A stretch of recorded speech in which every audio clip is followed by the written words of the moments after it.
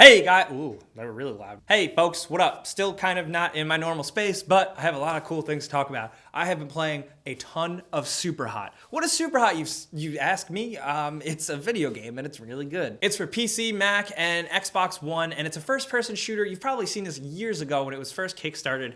It's a first-person shooter where time only moves if you move. So it's like a permanent bullet time.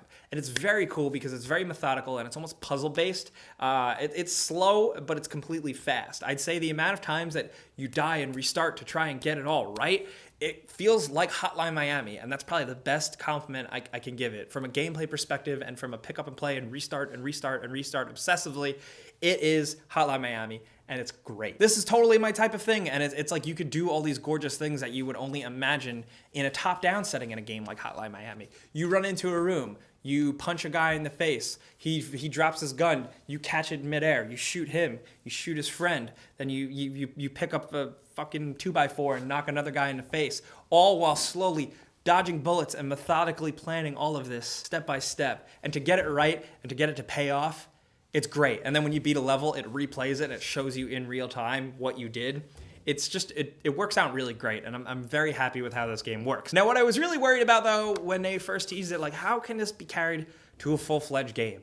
And I'd say it succeeds, and it doesn't. I'd say it's like a 50-50 thing here. The main game, the story mode, is really, really short. The presentation is really freaking awesome, though, because it's set up in this whole, like, computer hacker style thing where the game is trying to, like, you know, there's like it's all like they know it's a conspiracy or whatever, and it's really cool because there's messages, instant messages that talk to you, and you talk back, and you type to fill out the message, but it just puts whatever the game dialogue wants, and it does a lot of really cool trippy things.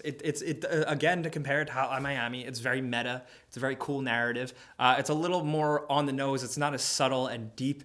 It's kind of more surface value, but it's fun. It kind of almost feels like an old hacker movie from the 90s. Like, it's just kind of silly. It's like, we're in the video game, whoa. But it works, and it's a good way to keep the levels moving. However, there's not enough levels. It's difficult, it's challenging.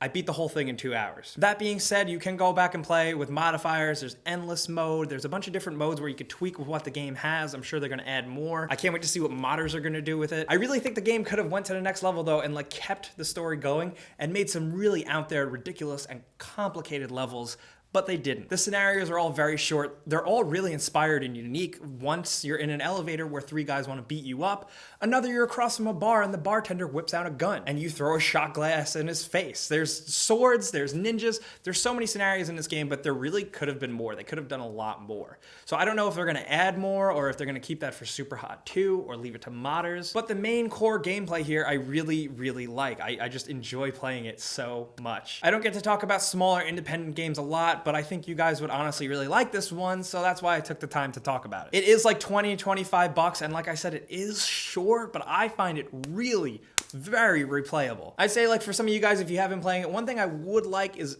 I saw another reviewer say this, and it's very spot on. If the movement speed was a little faster, like the actual, if you just hold W, you move, that would be much more satisfying. It was a lot more faster, because then it would even make the replays better once you actually see the game replay it after you beat the level. In real time, it would have looked even more impressive. That being said, this game is great. It had a lot of potential. It hit most of it. There's still a lot more, though. That's where it falls short. But it is just so fun and so unique and kind of like a refreshing type of interesting thing to play. That's why I can totally recommend you guys checking it out. The most important thing, though, I do want to know if you guys have been playing it. Let's talk about it down in the comments. You down with Superhot? What are some of your best times on some of them levels? Because I love all that stuff. I love the replaying and the time attack and trying to get a perfect level. I'm all about that. Are you guys? Let me know if you are into Superhot, if you are checking it out, and if it wasn't on your radar, if it is now. I'm very curious to hear stuff like that. You guys know. But we can also talk about it on Twitter or Facebook. You guys know the deal. I'm Jake Baldino. You can like me on Facebook, you can yell at me on Twitter, and you can subscribe because video games.